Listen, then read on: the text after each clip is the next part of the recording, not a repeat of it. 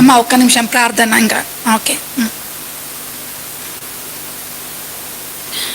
మా ప్రేమ గల పరలోకపు తండ్రి, ఇంతవరకు కూడా మీ సన్నిధిని మాతో ఉంచినందుకే మీకు స్తోత్రములు ప్రభా. మరి సమయంలో రావాల్సిన వాళ్ళని మీరే త్వరపెట్టి తీసుకుని రండి. రాగలిగిన వాళ్ళని బట్టి మీకు స్తోత్రములు. సమయాన్ని దీవెనకరంగా చేయండి. కరెంటుని మీ స్వాధీనంలో ఉంచుకోనండి ప్రభా. మరి ఎటువంటి డిస్టర్బెన్సెస్ లేకుండా సహాయం చేయండి ప్రభా. మంచి సమయం మాకు ఇవ్వండి తండ్రి. మీరు ఇచ్చే వాక్యాన్ని మీరు దీవించండి. వాక్యము మీది, వాక్యము మీరై ఉన్న దేవుడో గనక ప్రభా, మీరు వాక్యమై ఉన్న దేవుడో గనక మీకు స్తోత్రం. మేము అలక్ష్యంగా తీసుకోకుండా తండ్రి వాక్యాన్ని ప్రభా మేము జాగ్రత్తగా తీసుకోవటానికి కొరకు సహాయం చేయండి ప్రభా. మిమ్మల్ని ప్రేమించి మిమ్మల్ని హత్తుకొని జీవించడానికి కొరకు సహాయం చేయండి. మాకు ఇచ్చిన సమయాన్ని బట్టి మిమ్మల్ని స్తుతిస్తూ యేసుక్రీస్తు ప్రభువారి అతి శ్రేష్టమైన నామంలో స్తుతించి ప్రార్థించి అడిగి వేడుకుంటున్నాం తండ్రి. ఆమేన్. కీర్తనలు 65. కీర్తనలు 65.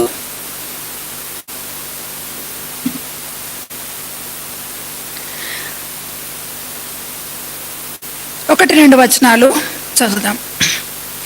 దేవా, సియోనులో మౌనంగా నుంటా నీకు స్తుతి చెల్లించుటే నీకు మొక్కుబడి చెల్లింపవలసి ఉన్నది. ప్రార్థన ఆలకించువాడా, సర్వశరీరులు నీ యొద్దకు వచ్చెదరు. చాలు. ప్రేంగల్ తండ్రి, మీరే ఈ వాక్యాన్ని దీవించి విరిచి పంచిపెట్టండి. అక్కడి కొలదిగా ప్రభా మీరే మాకు అనుగ్రహించి మీ తలంపులు ఇచ్చి మీ దాసరాలని స్థితిలో చట్న మరుగుపరిచి మీ నామాన్ని మీరే మహింపరచుకోమని యేసుక్రీస్తు ప్రభువారి ఘనమైన నామంలో స్తుతించి ప్రార్థించి అడిగి వేడుకుంటున్నాం తండ్రి. ఆమేన్. ఇక్కడ మనకు ఒక వాక్యం మనం చూస్తూ ఉన్నాము. దేవా, సియోనులో మౌనంగా నుంట నీకు స్తుతి చెల్లించుటే నీకు మొక్కుబడి చెల్లింపవలసి ఉన్నది. దేవా, సియోనులో మౌనంగా నుంట నీకు స్తుతి చెల్లించుటే. కిందకు వచ్చేసరికి దేవుని కొన్ని పేర్లలో ఒక పేరు పెడతా వచ్చారు, ప్రార్థన ఆలకించువాడా. మనము సియోనులో మనం స్తుతించాలంటే మనకు ఎవరు అవసరము? ప్రార్థన ఆలకించువాడు కదా.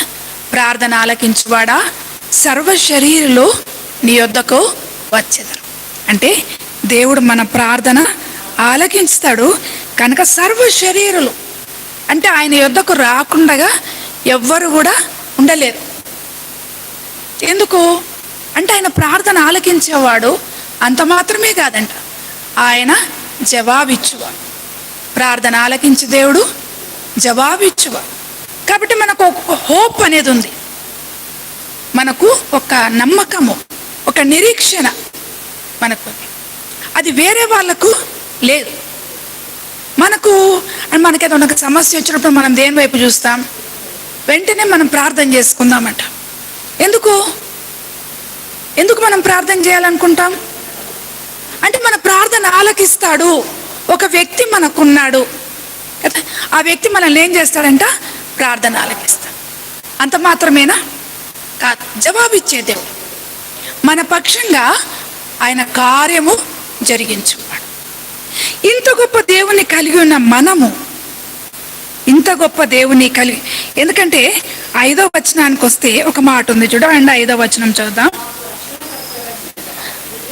నివాసులందరికీ, దూర సముద్రం మీద ఉన్న వారికి ఆశ్రయమైన వాడా, నువ్వు నీతిని బట్టి భీకర క్రియల చేత మాకు ఉత్తరం ఇచ్చుచున్నావు. నువ్వు నీతిని బట్టి భీకర క్రియలంట, వాటి ద్వారా మాకు ఉత్తరం ఇస్తావు. అంటే దేవుడు మన పక్షంగా ఆయన చేసే కార్యాలు ఎట్లుంటాయంట? చాలా గొప్ప కార్యాలు. ఆయన దక్షిణ హస్తబలం అంటే మోషేతో అంటాడు కదా, నేను ఫరో విషయంలో ఏం చెప్పినాడు? నా దక్షిణ హస్త బలాన్ని నేను చూపిస్తాను. అంటే దేవుని యొక్క బలము అనేది చూపించి విడుదల చేస్తా అని చెప్తా వస్తాడు. మనకునే పరిస్థితులలో ఈరోజు దేవుడు నిన్ను నన్ను మన ప్రార్థన ఆలకించి మన ప్రార్థనకు జవాబు ఇయ్యాలా, మన పక్షంగా ఆయన కార్యాలు నెరవేర్చాలంటే మనం ఎట్లుండాల మనం ఒకసారి చూసుకుందాం. ఇర్మియా గ్రంథము 10వ అధ్యాయము 14వ వచనం అందరం చదువుదాం. ఇర్మియా 10:14. కావున నీవు ఈ ప్రజల నిమిత్తము ప్రార్థన చేయకము, వారి నిమిత్తము మొరపెట్టకము, ప్రార్థన చేయకము. వారు తమ కీడును బట్టి నాకు మొరపెట్టినప్పుడు నేను వినను. ఏం చెప్తా ఉన్నాడు దేవుడు? ఈ ప్రజల నిమిత్తం నువ్వు ప్రార్థన చేయొద్దు. ఎందుకు ప్రార్థన చేయొద్దు? వారు తమ కీడును బట్టి నాకు మొరపెట్టినప్పుడు నేను వినను. ఏంటిదా కీడు? 10వ అధ్యాయము 2వ వచనం, ఇర్మియా 10:2. యెహోవా సెలవచ్చినది ఏమనగా, అన్యజనుల ఆచారములను అభ్యసింపకుడి. ఆకాశమందు అగపడు చిహ్నములకు జనులు భయపడుదురు, అయితే మీరు వాటికి భయపడకుడి. అన్యజనుల ఆచారములు వ్యర్థములు అంటే మనం ఏం చేయకూడదంట? అన్యజనుల ఆచారములు జోలికి మనము పోకూడదు. అన్యజనుల ఆచారంలో జోలికి మనము పోకూడదు. అందుకొరకు దేవుడు ఖచ్చితంగా చెప్తా ఉన్నాడు, మీరు ఎవరు? నేను మీ ప్రార్థన వినను అని ఎందుకు దేవుడు మనం ఏమనుకుంటామంటే దేవుని దగ్గరికి రాగానే దేవుడు మన ప్రార్థన వినేస్తాడు అనుకుంటాం కదా. మనకు దేవుడు ఎట్లా అంటే ఒక గ్రాంటెడ్గా మనం తీసుకుంటాం. మనం పోగానే దేవుడు మన ప్రార్థన వినాలా, నేను అడిగింది ఇచ్చేయాలా, లేదంటే మనం దేవుణ్ణి ఏమైనా అనేస్తాం కదా. అయితే ఇక్కడ మనకి ఇంకొక విషయం చూపిస్తా వస్తా ఉంది. 14వ అధ్యాయము 7వ వచనం, 7వ వచనం చూద్దాం. యెహోవా మా తిరుగుబాట్లు అనేకములు,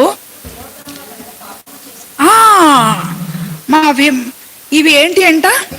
అనేకములు అంటే దేవుడు మా తిరుగుబాట్లు ఎట్లున్నాయంట? అనేకములు మన తిరుగుబాట్లు, మా దోషములు మా మీద దోషారోపణ చేయించినవి. మరి మన దోషాలు మన మీద దోషారోపణ చేసేటప్పుడు దేవుడు మన ప్రార్థన ఎట్లా వింటాడు? 12వ వచనం చూద్దాం. వారు ఉపవాసం ఉన్నప్పుడు నేను వారి మొరను వినను, వారు దహన బలినైనను నైవేద్యమునైనా అర్పించినప్పుడు నేను వాటిని అంగీకరింపను. ఇవన్నీ కూడా ఎందుకు దేవుడు చెప్తా వస్తున్నాడు? వాళ్ళు ప్రార్థన చేసినా నేను వినా, దహన బలి చేసినా నేను వినను అని ఎందుకు దేవుడు చెప్తా వస్తున్నాడు అంటే, పైన 10వ వచనం ఉంది. యెహోవా ఈ జనులతో ఈ మాట సెలవిచ్చుచున్నాడు, ఈ జనులు తమ కాళ్లకు అడ్డము లేకుండా తిరుగులాడుటకు ఇచ్చగలవారు గనక యెహోవా వారిని అంగీకరింపడు. ఇప్పుడు ఆయన వారి అక్రమమును జ్ఞాపకం చేసుకొనును, వారి పాపములను బట్టి ఆయన వారిని శిక్షించును. ఎందుకంట ఈ జనులకు ఏముందంట? కాళ్ళకు అడ్డం లేదంట. ఈ జనులు ఎటువంటి వాళ్ళంట? కాళ్ళకు అడ్డం లేకుండా తిరుగు వాళ్ళంట.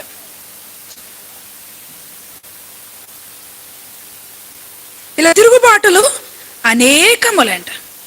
కాబట్టి దేవుడు ఏం చెప్తా ఉన్నాడంటే, నేను వీరి ప్రార్థన వినను. అంటే ఇప్పుడు నేను చేయాల్సింది ఏంటిది? దేవుని సన్నిధికి వచ్చినప్పుడు, దేవుని సన్నిధికి వచ్చి మనం ఏం చేయాలా? ప్రభా, నేను నీకు ఎక్కడ తప్పిపోతున్నాను, నాకు ఒకసారి చూపించు. ఎందుకొరకంటే మన జీవితంలో మనము చేయాల్సినవి చేయకుండా ప్రభు దగ్గరకు వచ్చి నేను ప్రార్థన చేస్తున్నా, నేను మంచిగా ఉన్నాను అనుకుంటే ప్రభు వాటిని అంగీకరించాడు. ఎందుకొరకంటే మన దేవుడు ఎటువంటి దేవుడు అంట? ఆయన రోషం గల దేవుడు. మన దేవుడు ఎటువంటి దేవుడు అంట? రోషం గల దేవుడు. ఆయన నామం ఎటువంటిదంట? పరిశుద్ధమైనదంట. ఆయన నామము ఘనమైనదంట. ఆయన భీకర కార్యాలు చేసే దేవుడంట, అద్భుతకరుడంట. ఇంత గొప్ప దేవుని కలిగి ఉన్న నీవు నేను మనము దేవుని నామాన్ని మిమ్మును బట్టి కదా అన్యజనుల మధ్యలో నా నామము దూషణ పాలే, అవమానపరచబడతా వస్తుంది. దేవా, సంవత్సరములు జరుగుతుండగా నూతనము చేయి, నీ కార్యము మాలో నూతనంగా చేయి. ఏంటిది ఆ నూతనత్వము అంటే నీవు నేను మారాల, మన ఆలోచన ధోరణి మారాల కదా, మన నడవడిక మారాల, మన మాట తీరు మారాల. అప్పుడే ప్రభు మనల్ని అంగీకరిస్తాడంట. కేవలము మోషే ఏం చెప్పాడు? ద్రోహుల్లారా అన్నాడు. మోషే ఎక్కడికి వెళ్ళలే, కనానికి వెళ్ళలేకపోయాడు. మోషే అంతటి వాడినే దేవుడు విడిచిపెట్టకపోతే, మోషేను పక్కన పెడితే ఆయన ప్రియ కుమారుణ్ణే విడిచిపెట్టలా కదా.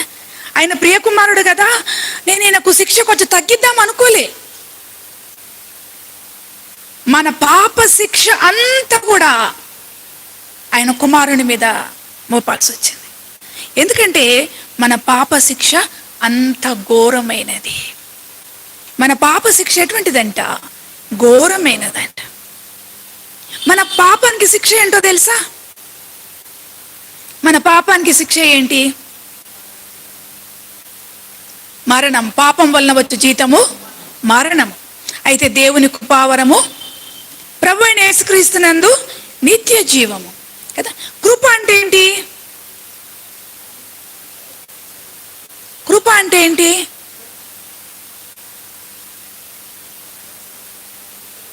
కృప అంటే మనము దేనికి యోగ్యులము కాదో కదా, మనం దేనికి యోగ్యులము కాదో దానికి దేవుడు మనల్ని ఏం చేశాడంట? యోగ్యులనుగా చేశాడు. మనము తండ్రి దగ్గరికి వెళ్ళటానికి కొరకు మనం యోగ్యులం కాదు. అయితే దేవుడు మనల్ని ఏం చేశాడంట? తన ప్రియ కుమారుని ద్వారా మనల్ని ఏం చేశాడంట? అంగీకరించాడంట. అయితే పాపము వలన వచ్చు జీతము మరణము. అయితే దేవుని కృపావరము అయిన యేసుక్రీస్తునందు నిత్య జీవం అన్నాం కదా. మరి ఈ నిత్య జీవము, ఈ యొక్క మరణాన్ని మన లాస్ట్ ఎనిమి ఎవరు? మన చివరి శత్రువు ఎవరు?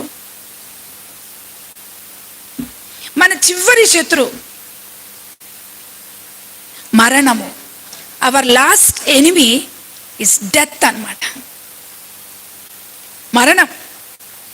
మీకు అర్థమవుతుందా నేను చెప్పేది? మన చివరి శత్రువు ఎవరంటే మరణము. ఓ మరణమా, ఓ సమాధి, నీ విజయం ఎక్కడా? అంటే మన ప్రభువు మన కొరకు ఆయన మరణించి సమాధి చేయబడి తిరిగి లేచాడు. మరణము ఆయనను బంధించలేకపోయింది. ఆ రాయి ఆయనను బంధించలేకపోయింది. ఆ ముద్రలో నిలవలేకపోయినాయి. He conquered. ఆయన ఏం చేశాడంట? విజయం పొందినాడట. మరణము పైన, సమాధి పైన ఆయన విజయం పొందినాడు. సో ఆ విజయం పొందిన దేవుడు ఈరోజు నీ నా జీవితంలో వచ్చే మరణము, మీరు గుర్తుపెట్టుకోండి, ప్రతిరోజు కూడా మనల్ని మరణం వెంటాడుతూ ఉంటుంది. ప్రతిరోజు కూడా మరణం ఎట్లా వెంటాడుతుంది? తలంపులు, ఆలోచనలు మనల్ని ఆత్మీయంగా దేవుని నుండి దూరం చేయటానికి కొరకు కదా. వీళ్ళు జీవించుచున్నామన్న పేరు మాత్రం ఉంది కానీ మృతుడు. ఎందుకు? వీళ్ళలో దేవుని ఆత్మకు చోటు లేదు. కాబట్టి నువ్వు ఎవరంట? మృతుడవే కదా. ప్రకటనలో మనం చూస్తాం, ఈ జనులు వీళ్ళు కదా ఆరాధిస్తారు. వీళ్ళ హృదయాలు నాకు ఎట్లున్నాయంట? దూరంగా ఉన్నాయి. ఈరోజు మన హృదయాలు ఎట్లున్నాయి? మనం ప్రభు రాకడకు చాలా సమీపంగా ఉన్నాం. ప్రభు రాకడకు మనము చాలా సమీపంగా ఉన్నాం. కాబట్టి నీవు నేను ఎట్లున్నాము? నీవు నేను ఎట్లున్నాము? మరి ప్రభువుని ఎదుర్కోవటానికి సిద్ధంగా ఉన్నామా? జీవించుచున్నామన్న పేరు మాత్రం ఉంది కానీ నీవు మృతుడు. నేను నీ యొద్ద నుండి నీ దీపస్తంభాన్ని నిన్ను నోటి నుంచి ఉమ్మేస్తా. మరి ఇవన్నీ ఎవరికి చెప్పాడు? ఎవరికి చెప్పాడు? సంఘాలకు చెప్పాడు. అవునా? సంఘానికి చెప్పాడు. అన్యులకు చెప్పాడు ఈ మాట? సంఘానికి చెప్పాడు. సంఘం ఎవరు? మనమే. ఈ గోడల బ్యూలా చర్చ్ ఎవరు? గోడలు కాదు, మనమే. మరి మనతో దేవుడు చెప్పేది ఏంటి? నువ్వు మృతుడవు, నువ్వు జీవించుచున్నావన్న పేరు మాత్రం ఉంది, నేను యుద్ధ నుండి దీపస్తంభాన్ని తీసేస్తా, నిన్ను ఉమ్మేస్తా కదా అని చెప్తా ఉన్నాడు. ఇంత భయంకరమైన మాట దేవుడు చెప్తున్నాడంటే మనం దేవుణ్ణి ఏం చేస్తా వస్తున్నాము? మాటి మాటికి ఆయనను సిలువేస్తా ఉన్నాం. మన తలంపుల ద్వారా, మన మాటల ద్వారా, మన క్రియల ద్వారా మనం ఏం చేస్తున్నాము? దేవుణ్ణి సిలువేస్తా ఉన్నాం. కాబట్టి దేవుడు ఏం చేస్తా ఉన్నాడు? ఆయన బాధపడతా ఉన్నాడు. అందుకే మొదటివారు కడపటివారు, కడపటివారు మొదటివారు అంటే దేవుడు మన విషయంలో ఏం చేశాడంట? కృప చూపిస్తా వస్తున్నాడు. కానీ వీళ్ళెవరు? మారరు. వీళ్ళు మార్పు చెందని మనుషులు వీళ్ళు. కాబట్టి నేను ఇప్పుడు ఎక్కడ పోతాను? అందరి దగ్గరికి వెళ్తాను. అందుకొరకే మీరు చూడండి, ఇప్పుడు మనము గల్ఫ్ కంట్రీస్లో మనం ఎత్తుకుంటే ప్రతి ఒక్కరిచ్చే సాక్ష్యం ఏంటి తెలుసా? మొన్న ఒక ఆమె ఎవరు, హమాస్ తను ఒక లేడీ రక్షించబడిందని చెప్తా వచ్చాను కదా. ఆమె ఎట్లా రక్షించబడిందంటే, వాళ్ళ తండ్రి హమాస్లో ఉన్న మెయిన్ లీడరు, వాళ్ళ హస్బెండ్ కూడా అదే. అయితే ఈమె ఎట్లా రక్షించబడిందంటే, కలలో వచ్చాడంట యేసు ప్రభు. బాల్కనీలో కూర్చొని ఉన్నారంట వాళ్ళ అమ్మ, తను కలలో చంద్రుడు పూర్తి దగ్గరకు వచ్చాడంట. చంద్రుడు ఎంత బాగున్నాడు అనుకుంటా అంటే చంద్రుల్లో నుంచి యేసు ప్రభు వచ్చాడంట. యేసు ప్రభు వచ్చి, నేనే నీ దేవుణ్ణి అని చెప్తా వచ్చాడంట. నేనే నీ రక్షకుని, నీ కొరకు ప్రాణం పెట్టాను. అంతే, ఆమె విడిచిపెట్టి ప్రభు కొరకు మన నమ్మకంగా ఉంది. వీళ్ళ సాక్ష్యాలన్నీ మనం చూస్తూ ఉంటే ఎంత బాధాకరంగా ఉంటుంది. మనం ఏం చేస్తున్నాం అసలు? వాళ్ళని పోల్చుకుంటే మనం ఏం చేస్తున్నామండి? ఏం లేదు. మొన్న కొద్ది రోజుల క్రితము ఇది నేను చూస్తా వచ్చా, ఇజ్రాయెల్ పాస్టర్ని కాల్చినారని చెప్పారు. కాల్చినారంటే సరే అని చెప్పేసి నేను చూస్తా వచ్చా. ఏంటిదంటే అది సౌదీలా అనుకుంటా, నేను కంట్రీ మర్చిపోయినాను, సౌదీ అనుకుంటా. అక్కడ వాళ్ళు ఏం చేశారంటే, 3 పిల్లలు, ఈయన భార్య ఉన్నారంట. ఒక ఆయన కెరోసిన్ డబ్బా పట్టుకొచ్చాడంట, లైటర్ పట్టుకొచ్చారంట, కత్తులు పట్టుకొచ్చారంట, నిలబడ్డారంట. ఇంకా భార్య పిల్లలు అక్కడ ఉన్నారంట మూలన, ఈయన నిలబడుకొని ఉన్నాడంట. అంతే. ఆయన బాటిల్ ఇప్పేసి, డబ్బా, నాట్ ఈవెన్ పెద్దది డబ్బా ఇప్పేసి మొత్తం పోసేసాడంట, కెరోసిన్ పోసేసి కాల్చేశాడు. కాల్చేస్తే ఆ మంటలు ఎట్లున్నాయంట అంటే, అవెన్లో పెడితే మనం ఎట్లుంటాము అంత భయంకరమైన వేడంట. భార్య పిల్లలు అరుస్తా ఉన్నారంట. అయితే ఈయన కాలడం లేదంట. నేను మొన్న పెట్టాను, ఇది నేను బ్యూలాలో కూడా పెట్టానో లేదో తెలియదు, లిటిల్ ఫ్లాక్లో అయితే పెట్టిన ఈ సాక్ష్యము. వాళ్ళు కాలడం లేదంట. ఎప్పుడైతే భార్య పిల్లలు అరుస్తా ఉన్నారు, ఈ మంటలు పూర్తి పైకి వస్తున్నాయంట. మంటలలో ఈయన ఉన్నాడంట, కానీ ఈయన కాలడం లేదు. ఆ వచ్చిన 3 ఇట్లా ఆశ్చర్యపడిపోయి భయముతో వణికిపోతున్నారంట. వణికిపోతా ఉన్నారంట. వణికిపోయేసి ఈయన వాటి నుంచి బయటకు వచ్చి, ఏంటిది అని చెప్తే, నీ దేవుడు ఎవరు అని అడిగారంట.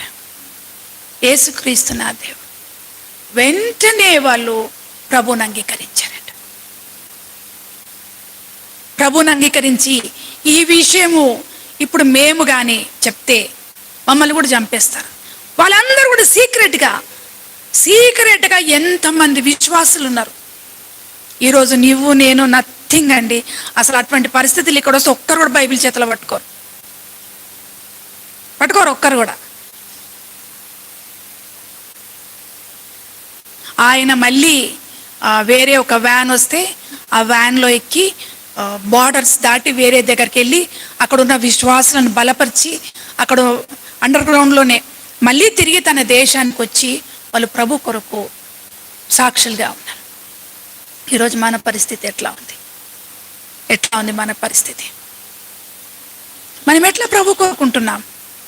ఇంత భయంకరమైన పరిస్థితులు ఉంటే మన ప్రార్థన ఎట్లుంది? ఒక్కరి ప్రార్థన అయినా తమ వస్త్రములను కాక హృదయాలను చింపుకోమని దేవుడు చెప్తున్నాడు. హృదయాలు చింపుకునే ప్రార్థన మనం చేస్తున్నామా? యేసు ప్రభా, నేను పాపిని, నేను తప్పు చేస్తున్నాను, నా ఆలోచన సరిగా లేదు. కాళ్ళకు అడ్డం లేకుండా తిరుగుతున్నారంట వీళ్ళు. ఎవరంట? కాళ్ళకు అడ్డం లేకుండా తిరిగేటోళ్ళు. మరి ఈరోజు మన కాళ్ళకు అడ్డం పెట్టుకున్నామా? దేవునికి అది ఇష్టం లేదని చెప్తున్నాడు కదా. ప్రభా, నేను నీ చిత్తం చేస్తాను, నా నోటెంబటి నీ మాట తప్పని ఇంకోటి మాట రాకుండా నా కాపుదల పెట్టు. ప్రభా, నేను ఇక్కడ పోయి అన్ని తంటలు చెప్పేస్తా ఉన్నా, నన్ను నా నోటికి తాళం పెట్టుకుంటా. ఇక నేను ఎవరి జోలికి పోను. ఎట్లా తెలుస్తుంది నీ జీవితం మారిందనేది? ఎట్లా తెలుస్తుంది? నీ క్రియలు కనపడాల. ఎక్కడ కూడా మాట్లాడకుండా కదా, ఎక్కడ కూడా ఆ మాటలు, తప్పుడు ప్రచారాలు,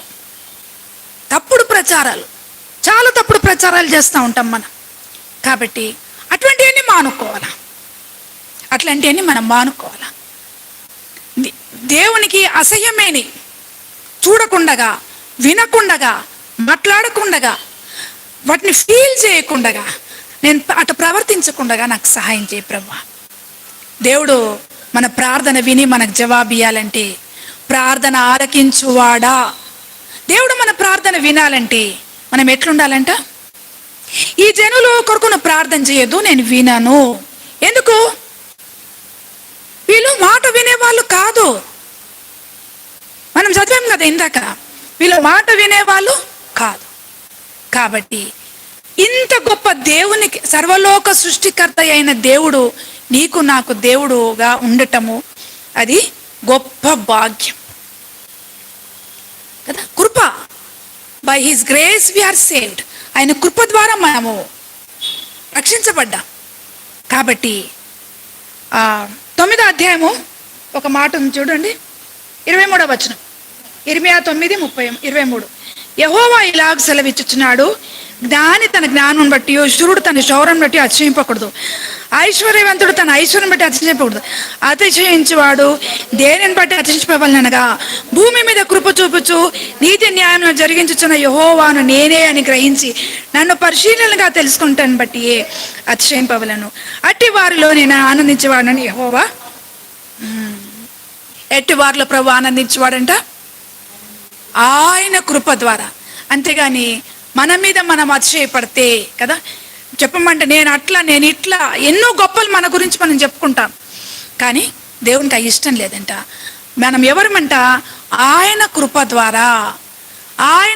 ద్వారా మనము జీవిస్తున్నాం. కాబట్టి మనము, ప్రభా నువ్వు నాకు ఈ సమయం ఇచ్చావు, ఇప్పుడు నేను ఏం చేయకూడదు? సమయాన్ని నేను పోగొట్టుకోకూడదు. నువ్వు నాకేమి ఇచ్చావు? శత్రువు పైన నువ్వు నాకు విజయం ఇచ్చావు. నా శత్రువు ఏంటిది? చివరి శత్రువు మరణము. సో నువ్వు మరణము పైన నాకు విజయం ఇచ్చి నన్నేం చేసావంట? జీవింపజేసావు. మరణం పైన విజయం ఇచ్చావు, ఈరోజు నేను జీవిస్తున్నాను. అందుకే ప్రభు అని చెప్పాడు, నువ్వు జీవించుచున్నావు అనే పేరు మాత్రం ఉంది, కానీ నువ్వు మృతుడవే. అంటే మనము దేవుని కొరకు జీవిస్తున్నామన్న పేరు పెట్టుకున్నాం, కానీ మన క్రియలు ఎట్లున్నాయంట? మృతమైనవిగా ఉన్నాయి. దేవుని కొరకు ఒక్కటి కూడా మనం మంచి చేయటం లేదు కదా. దేవుని మనం ప్రేమించటం లేదు. ఒకటి నన్ను ప్రేమిస్తే నా ఆజ్ఞలు గైకొనును.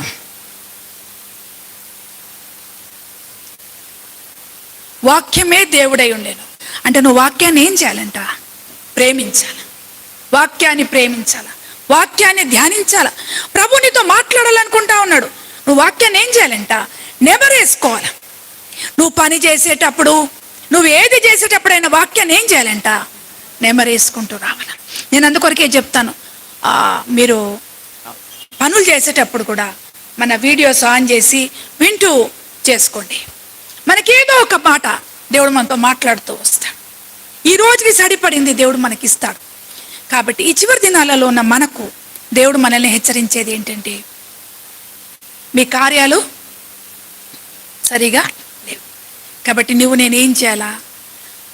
మనం ప్రార్థన చేయాలంటే మనం ఏమనుకుంటామంటే, అందరి కొరకు ప్రార్థన చేసేస్తే దేవుడు నా ప్రార్థన వింటాడు అనుకుంటాం. మనకు ఒక అపోహలో ఉంటాం. మనం మందిరానికి వచ్చేది మన జీవితాలు సరి చేసుకోవటానికి కొరకు కానీ మనం కనుపరుచుకోవటానికి కొరకు కాదు. దేవుడు మనల్ని సంధించే స్థలమని మనం వస్తున్నాం ఇక్కడికి. దేవుడు మనల్ని సంధించాలా, దాని కొరకు వస్తున్నాం. కానీ ఇక్కడికి వచ్చి మనం ఏం చేస్తున్నాము? మన ఇష్టం మనం చేస్తాం. ప్రభా, ఈరోజు నాతో నీ వాక్యం ద్వారా మాట్లాడు అయ్యా, నన్ను నేను సరి చేసుకుంటాను, ఇది నాలో నుంచి తీసేయి, ఇది నాలో నుంచి తీసేయి, నా నోటికి కాపుదల పెట్టుకో ప్రభా, నా యొక్క కండ్లకు గంతలు కట్టుకుంటాను. ఇక నీకు అయిష్టమైన నేను చూడను, నీకు అయిష్టమైన మాటలు నేను మాట్లాడను, నీకు అయిష్టమైన చోట నేను నిల్వను. అందుకే మొదటి కీర్తన మొదటి అధ్యాయంలో మొదటి కీర్తనలో మనం ఏం చదువుతాం?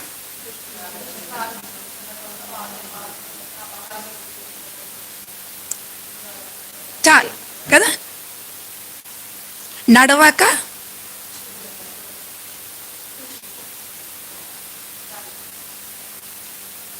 చూడండి ఆ మాట ఒకసారి చదవండి. కీర్తన మొదటి కీర్తన మొదటి వచనం చదవండి.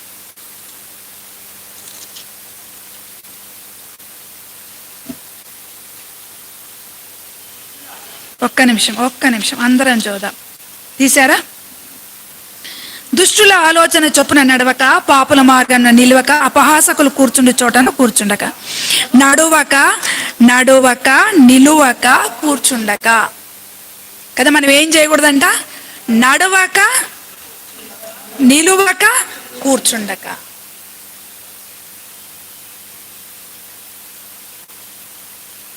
ఎవరి యందు దేవుడు ఆనందిస్తాడంట? యెహోవా ధర్మశాస్త్రమునందు ఆనందించు దివారాతము దాన్ని ధ్యానించువాడు ధన్యుడు.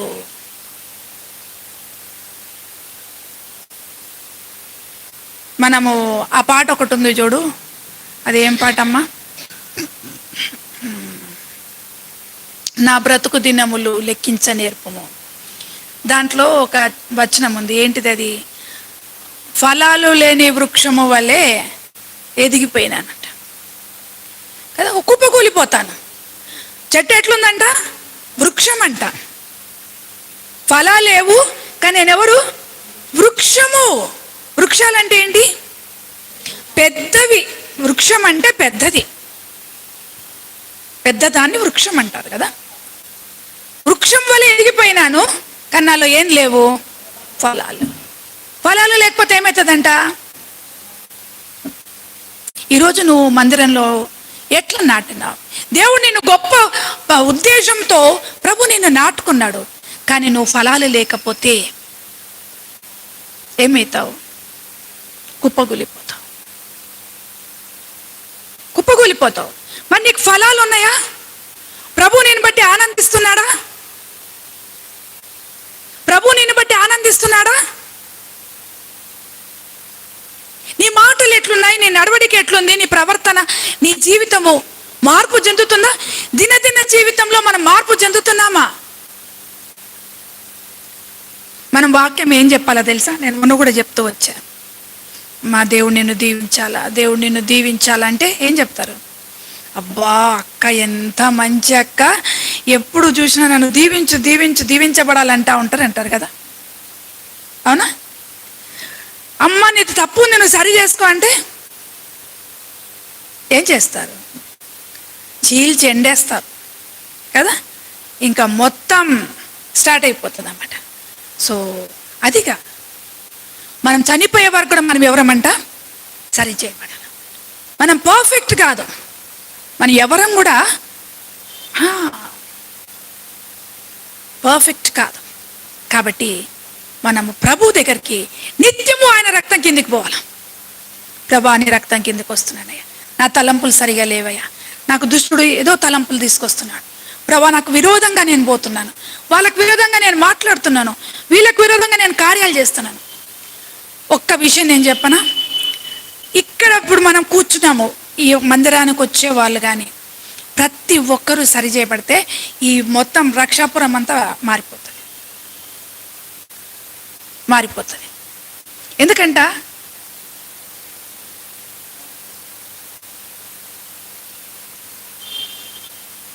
ప్రతి ఒక్కరి దగ్గర ఒక 2 వస్తువులు ఉంటాయంట, 2 వస్తువులు ఉంటాయంట కదా. అయితే కాదు, మనము ఒక వస్తువు ఏంటిదంటే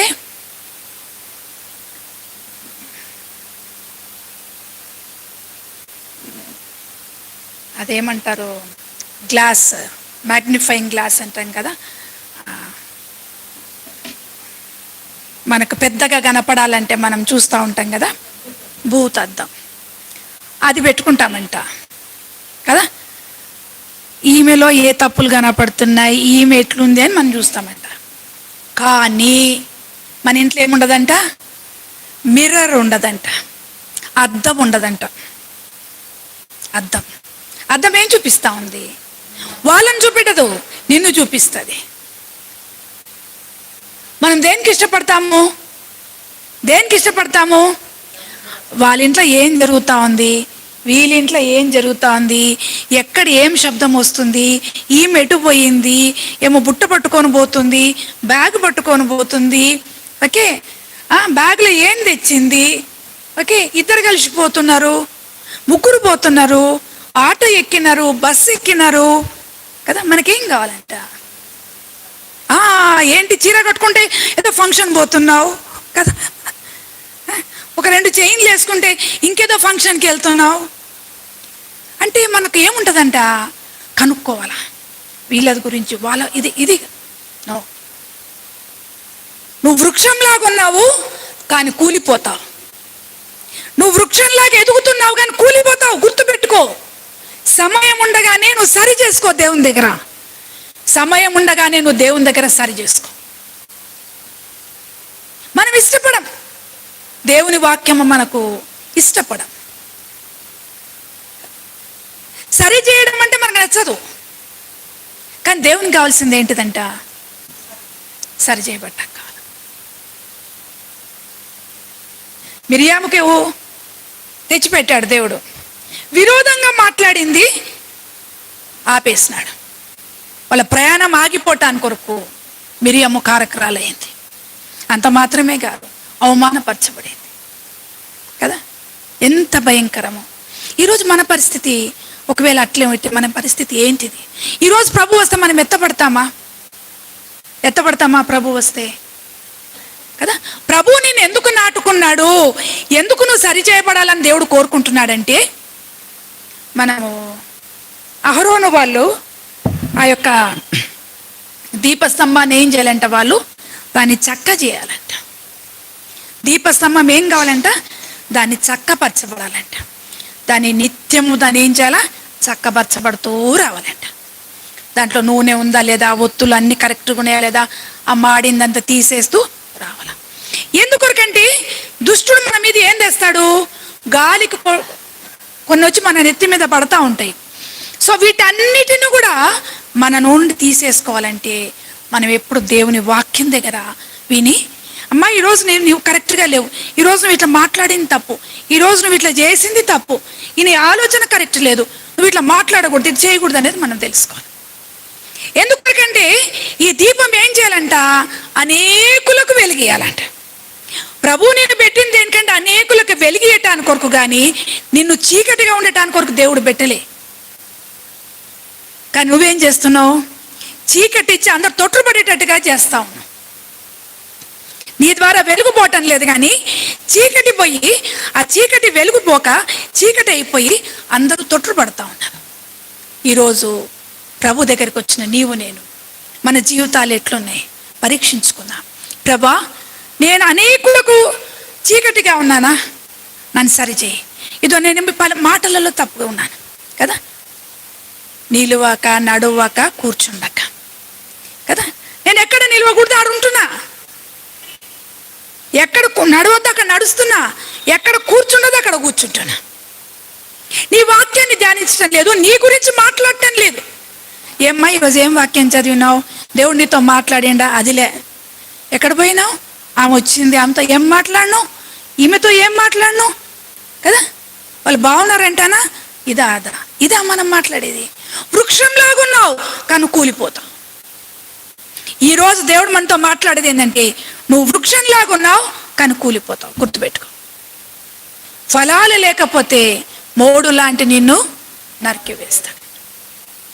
కాబట్టి అటువంటి దౌర్భాగ్యమైన స్థితికి రాక మునిపే నువ్వు సరి చేసుకో, నీ జీవితాన్ని సరి చేసుకో, ప్రభు దగ్గర నువ్వు సరి చేయబడు. ఎందుకంటే దేవుడు నేను అనేకులకు వెలుగుగా, అనేకుల ఆకలి తీర్చేదానికి నువ్వు ఫలాలు ఫలిస్తే వేరే వాళ్ళ ఆకలి తీర్చబడతారు, వేరే వాళ్ళు ఆదరించబడతారు, వేరే వాళ్ళ దుఃఖము నివారణ పొందుతారు. అది దేవుడు నిన్ను నుంచి కోరేది. కానీ నీ ద్వారా ఏం పోతుంది? మరణము పోతుంది. మరణం కొరకు కాదు, మరణాన్ని జయించిన దేవుడు దినదిన జీవితంలో నీకు వచ్చే శోధనలలో, శత్రువు యొక్క తంత్రాలలో నువ్వు విజయంగా పొందాలని దేవుని యొక్క కోరిక. ప్రతిరోజు మనం ఏం కావాలంట? మరణాన్ని జయిస్తూ రావాలి, ఆత్మీయమైన జీవం మనం పొందాలి. ప్రతి సెకండ్ శత్రువును ఓడించాల. ఎవరన్నా వచ్చేదని చెప్తున్నప్పుడు వదిలే మనం ప్రార్థన చేస్తాం. సమయం తక్కువ ఉంది, ప్రార్థన చేసుకుంటున్నావా? నువ్వు ఎట్లా ఆదరించబడుతున్నావు? దేవునితో ఏం మాట్లాడుతుండో ఒకసారి చెప్పు. ఎవరన్నా కనుక్కున్నారా?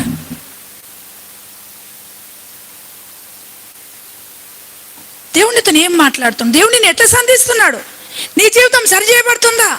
ఈరోజు దేవుడు ఎప్పుడు కూడా గుర్తుపెట్టుకోండి, ప్రభు మనతో మాట్లాడినప్పుడు మనం రాసుకోవాలి. రోజు ఒక బుక్ పెట్టుకోవాలి. బుక్ పెట్టుకొని ఈరోజు డేట్ వేసుకొని, ఈరోజు దేవుడు నాతో ఈ వాక్యం ద్వారా మాట్లాడాడు.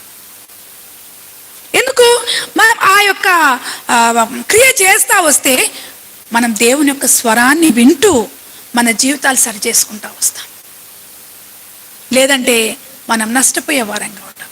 ఎప్పుడైనా మనము ప్రభుతో ఎక్కువ సంబంధం కలిగి ఉన్నప్పుడు మనం ఎవరికి దూరం అవుతామంట? మనుషులకు దూరం అయిపోతాం. ఏంటి నువ్వు మాతో మాట్లాడతలేవు? లేదు, టైం లేదు. ఎందుకు? మనతో మాట్లాడడానికి ఒక వ్యక్తి మనకు ముందు ఉన్నాడు కదా, ఆయన మనతో మాట్లాడడానికి మన ముందు కూర్చున్నాడు కదా. సో మనకు వేరే వాళ్ళతో మాట్లాడడానికి టైం ఎక్కడ ఉంటుంది? ఉండదు. కాబట్టి నువ్వు దేవునితో మాట్లాడు, మనుషులతో మాట్లాడు తగ్గించు. మనుషులతో అన్ని మాటలు తగ్గించేసేయాలి. అవసరమనే మాట్లాడాలి, లేకుంటే లేదు. వాక్యాన్ని ధ్యానించాలా, వాక్యంలో మనం ఉండాలి. మన జీవితాలు సరి చేసుకొని నడవక నిలవక కూర్చుండక, తర్వాత వృక్షము లాంటి నువ్వు ఎదుగుతున్నావు కానీ నువ్వు ఫలించకపోతే దేవుడు నరికేస్తాడు. నిన్ను వెలిగేయటానికి కొరకు పెట్టుకున్నాడు కానీ నువ్వు చీకటి ఇస్తే నీవు నష్టపోతావు, అనేకులను తొట్రపడేస్తావు, నీ జీవితం పాడైపోతుంది. కాబట్టి ఈరోజు నేను మన దేవుడు మనకేమి ఇచ్చాడంట? లాస్ట్ ఎనిమీని దేవుడు జయించి కదా, మరణము, లాస్ట్ ఎనిమీ మరణం, ఆ మరణాన్ని జయించి దేవుడు మనకు విజయం ఇచ్చాడు. కాబట్టి దినదిన జీవితంలో నీ మీద వచ్చే ప్రతి శోధనను నువ్వు జయించడానికి కొరకు నువ్వు ఎవరేమంట? సామర్థ్యం గల వ్యక్తివి. నీవు సామర్థ్యం గల వ్యక్తిగా దేవుడు నేను ఎక్విప్ చేస్తూ వచ్చాడు. ఎట్లా మనం ఎక్విప్ అవుతా వస్తాం, ఎట్లా మనము తయారు చేయబడతామంటే ఆయన వాక్యం ద్వారానే. ఆ కాలువ ఓరన నాటబడిన వాడే ఆకువాడక తన కాలమందు ఫలమిచ్చు చెట్టు వలె, నువ్వు కానీ ఆ జీవజల నది దగ్గర నువ్వు నాటబడితే ఆకువాడక తన కాలమందు ఫలమిచ్చు చెట్టు వలె. తన కాలమందు, నీ కాలం కానప్పుడు నువ్వు ఫలించలేవు. అది కూడా గుర్తుపెట్టుకో. కాలం కాని దగ్గర మనం పోయి ఫలించాలంటే కుదరదు. తన కాలమందు ఫలమిచ్చు చెట్టు వలె ఉంటామంట. కాబట్టి నువ్వు దివారాత్రము దీన్ని ధ్యానించు. ఎందుకంటే మన దేవుడు ఎవరంట? ప్రార్థన ఆలకించువాడా, సర్వశరీరులు నీ యొద్దకు వచ్చును. దేవుడు మన ప్రార్థన ఆలకించాలంటే ఈ ప్రజల నిమిత్తం నువ్వు ప్రార్థన చేయొద్దు, వీళ్ళ ప్రార్థన నేను వినను. ఎందుకొరకు? వీళ్ళు మాట వినేవాళ్ళు కాదు, అన్యజనుల ఆచారాలు ఉన్నాయి కదా. వీళ్ళ దగ్గర ఏమున్నాయంట? అడ్డు లేకుండా తిరుగుతున్నారు, కాళ్ళకు అడ్డు లేకుండా తిరుగుతున్నారు. కాబట్టి ఈరోజు నా జీవితం దేవుని సన్నిధిలో సరి చేసుకొని మనం ప్రార్థనలోకి వెళ్దాం. ప్రభా, నా జీవితాన్ని సరిచేయి. చివరి దినాలలో ఉన్నాం. నా జీవితాన్ని సరిచేసి నేను నీకు అంగీకారంగా ఉండటానికి కొరకు సహాయం చేయి. నేను అనేకుల కొరకు ప్రార్థించేది కాదు, కానీ ప్రభా, నా హృదయాన్ని నేను చెప్పుకుంటాను, నేను సరిచేయబడతాను, నా జీవితాన్ని మార్చు, నీకు అంగీకారంగా చేసుకో. మనం అనుకుంటాం అన్నిటి కొరకు ప్రార్థించే దేవుడు మన ప్రార్థన వింటాడని. ముందు నువ్వు సరిచేయబడింది, ముందు నీవు కావాలా దేవునికి. నువ్వు ఎట్లున్నావో చూసుకో. నువ్వు అంగీకారంగా ఉంటేనే ప్రభు నీ ప్రార్థన వింటాడు, లేకపోతే వినడు. ఈరోజు మన ప్రార్థన అంగీకారంగా ఉండాలంటే మనం దేవుని సన్నిధిలో సరిచేయబడాలి. ప్రార్థన చేసుకుందాం ఒక్క నిమిషం.